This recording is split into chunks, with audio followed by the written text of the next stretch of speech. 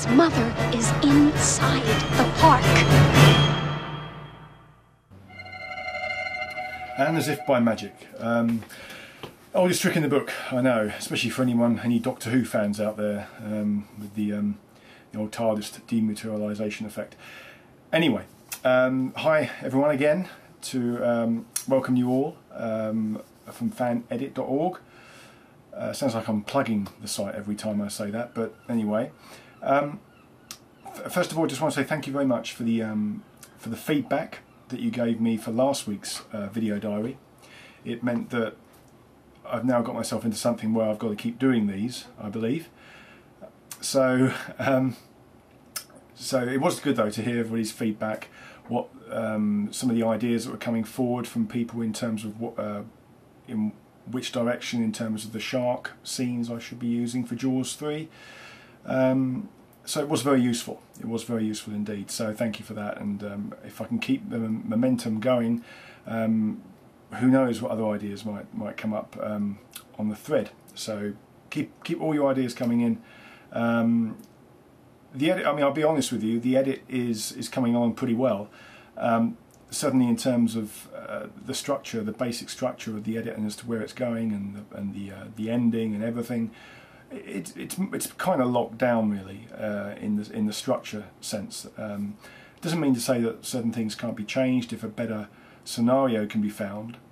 Certainly on my previous edits there was no doubt that after the work print had been viewed, especially on Smallville Destiny, where people like Dwight Fry, Bionic Bob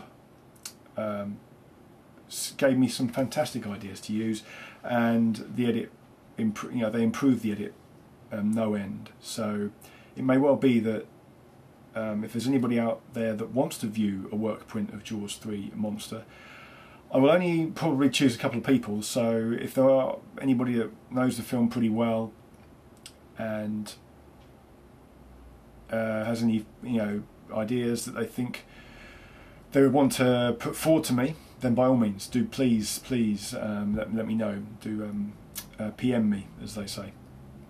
Anyway, so since the video diary last week, I've been I haven't worked anymore on the documentary that I showed you a brief glimpse in terms of the scripting I've been writing on the last diary.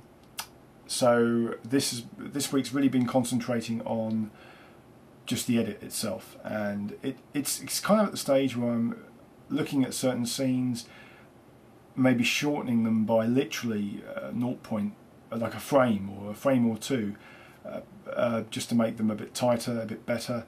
And this may well include scenes from the original Jaws 3 that I've just shortened slightly and things like that. So there hasn't been that many shark effects scenes that I've been playing around with this week. But what I will show you, which is what you can see behind me, it does mean I've got to get up and pick the camera up again and do the old handheld Jason Bourne type styly. Hopefully not that nauseating, but what I'm going to try and do is show you kind of what the timeline looks like. Now, I don't know how well this will come across on camcorder, so this could be very interesting or very, very boring. But I basically wanted to show you, I'm going to show you a quick clip of a scene where I have put a new piece of shark footage in. Now the new effect is actually in the trailer, so you probably have seen it already, and you may even know the film it's from. Although it is probably the lesser known of movies, the lesser known movie out of them all that I've used any shark scenes from. So I'm hoping that not many people will actually know what film it's from. But I think it fits quite nicely into the scene. Now it has been recolorized. There has been a few little bit, whether it's made brighter or a bit darker. There's been some color correction, and there's been some film grain put in, I believe, very slight, to try and tie it in with the Jaws 3 underwater footage. So I'm just going to pick this up. So don't go anywhere.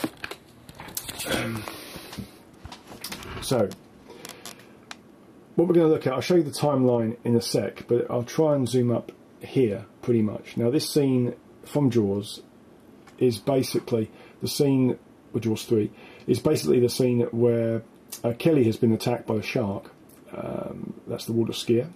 And good old Philip Fitzroyce and his partner are going to try and go to the rescue to her. But basically, that's not really the scene. That's not really who I'm bringing attention to here. It's really actually this bit here where the shark actually goes underneath this sort of raft thing. Now, I've shortened a couple of bits of these scenes, and some of the underwater stuff's missing now because I've been able to put the shark in right at the end of this footage. Now, this scene, there's no shark footage in Jaws 3 normally in this bit. There you go. I don't know. I mean, that to me seems like a pretty good payoff. In that it's pretty. I don't know. It seems to fit. It actually looks quite reasonable and looks quite good. So that's kind of what I'm hoping anyway. Now the timeline, hopefully please let me know your thoughts on that, by the way. Please do give me your thoughts on that. Now the timeline itself, if I can try and make this, what you'll see, without me wanting to give too much away, I'm trying to do this left-handed so it's not very easy, but basically if you see at the side here, I've got, I don't know if you can see actually, but I have got 11 tracks. 11 tracks, so it's like there's 4 video tracks and 7 audio tracks. Now, of course, in this scene there's not really hardly anything being used that's extra. It's really just the footage or the soundtrack from the film. However, if I can just go back to the start of the movie, you'll see a lot more going on here. There's a lot. It seems really nerdy, doesn't it? But basically, there's a pre-credit sequence I've put in, as I have in most of my edits, as you're probably aware. And you can just see here that some of the footage here, if we zoom in a bit, there's lots of stuff being cut together there that would not normally fit together. There's lots of audio effects going on there and lots of different tracks, be it from... Basically, there's a pre-credit sequence where I've taken out the original soundtrack itself, which is the second track, sorry, the first audio track you can see there in red. And basically, I've taken that out, and instead, I have indeed rebuilt the sound effects. Rebuilt the sound that's in that part of the movie by putting new sound effects in. So it's been a lot of work in that sense. But anyway, that's enough of the timeline before it gets too boring. Hopefully that was interesting. If not, let me know and I won't do those kind of things again. But there's also been some interesting conversations on the forum, on the thread, in regards to how much real shark footage am I using, how much CGI shark footage am I using.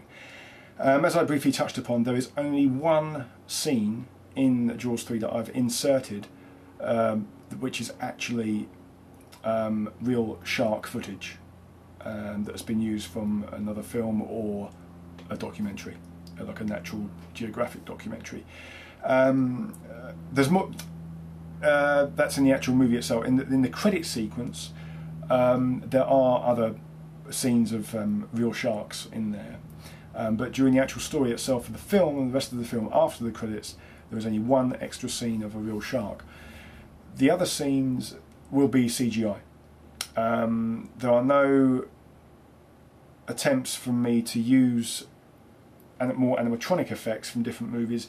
One guy, the guy who does Romain, I think that's his name, a French guy who does the 3D.com site, which is a fantastic Jaws 3D site. If you get the chance, do visit it. I'll try and put the website address up on the bottom of the screen here as I'm pointing now.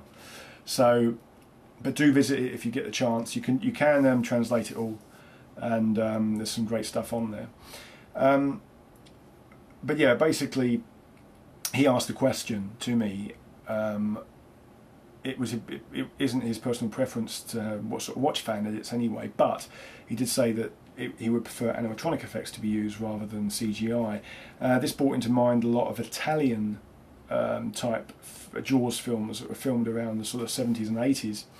But I looked at some of them and I thought, well, there's no real point in doing it, simply because the effects in Jaws 3, they're no better than the effects in Jaws 3, really, to be perfectly honest with you. No, not at all. And I don't see the point of putting worse animatronic effects in the film. So CGI is the route I'm going. Now, I'm not a big lover of CGI, I have to say. Having seen, like, the most obvious example as a very well-known shark film is Deep Blue Sea, but I won't be using any footage from that either.